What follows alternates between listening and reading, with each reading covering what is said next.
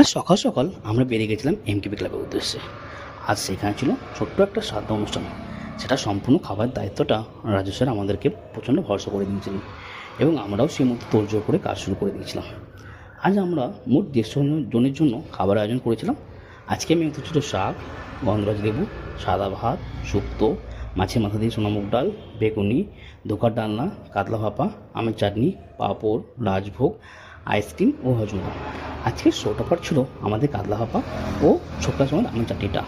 তাছাড়াও প্রতিটা খাবার ছিল অতীব সুস্বাদু। প্রতিটা অতিথিদের মুখে এই কথাটা শুনে আমরা খুবই প্রশংসিত বোধ করি এবং আমরা চেষ্টা করব আগামী দিনগুলোতে যেন আমরা এইভাবে সগর্বে আমাদের কাজ চালাতে পারি। আমি আমাদের ক্রাউনের প্রতিটা টিম মেম্বারের কাছে অসংখ্য কৃতজ্ঞ যে তারা প্রচণ্ড গরমে অক্লান্ত পরিশ্রমের দ্বারা আরও একটা অনুষ্ঠানকে সফল রূপ দিয়েছে।